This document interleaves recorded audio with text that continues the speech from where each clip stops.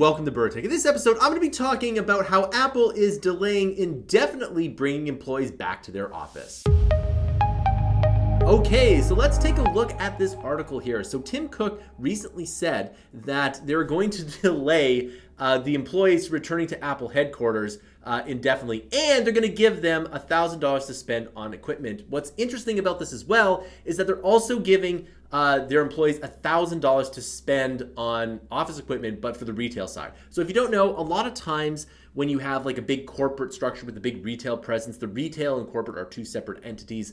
Starbucks is another really good example of this. Retail and corporate are completely different here. But look at Apple's new fancy new shiny campus, and apparently it's going to remain quite empty for quite a while. And this campus is, of course, there's a lot of controversy over it because it's an open office space, and well, that would just drive me nuts, right? An open office space is not really that good.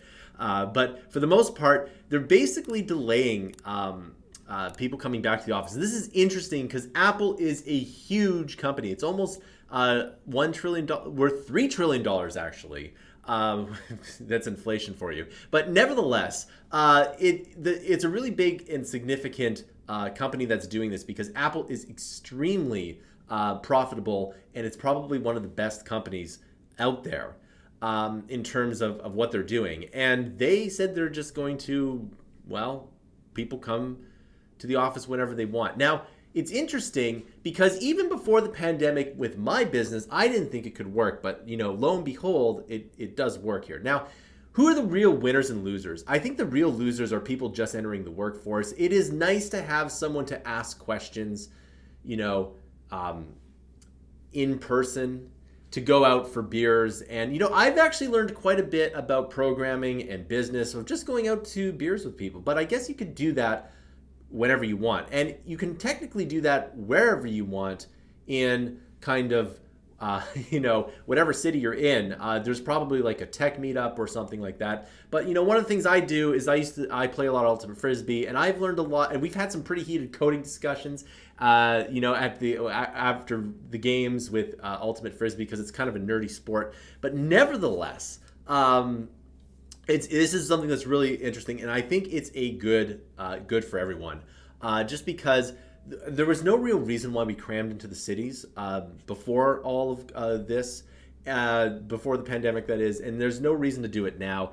And this is interesting. Now, I don't think anyone could have predicted, even the epidemiologists could have predicted that it would have been 2 years plus. I think a lot of people thought that this would be over by now, and it looks like at least this pandemic is coming to a close. There's lots of vaccines coming out, which is good, and then there's a lot of drugs coming out. So it looks like, for the most part, things are at least going to come back to normal, which is probably what everybody wants, right?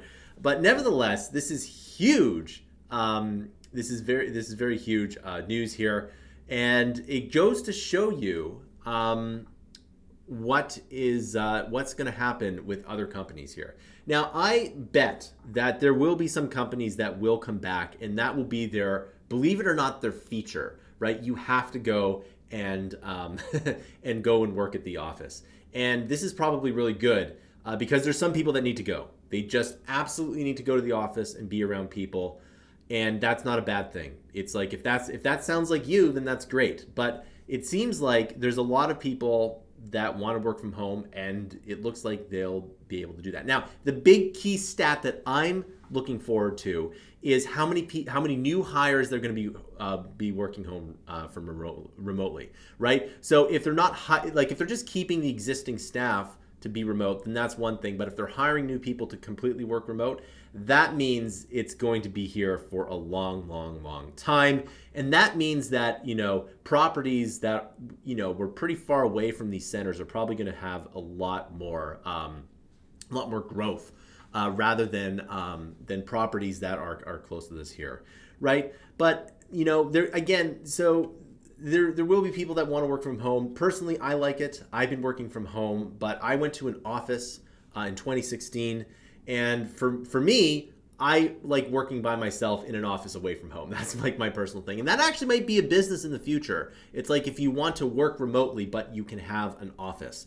And that actually might not be a bad thing, because I actually like having my little office here away from my home, because I like when I'm home, I'm doing home things, and when I'm at the office, I'm doing work things. I really like that separation. It's a short bike ride away, so I get a little bit of exercise, and I absolutely like that. And if this trend continues and I can get a deal on office space, I will absolutely do that, because again, if you can buy your own office space, it's not a bad idea, because you're technically putting money into whatever it is you're doing here. And of course, that's, in a lot of other places, that's a really bad idea.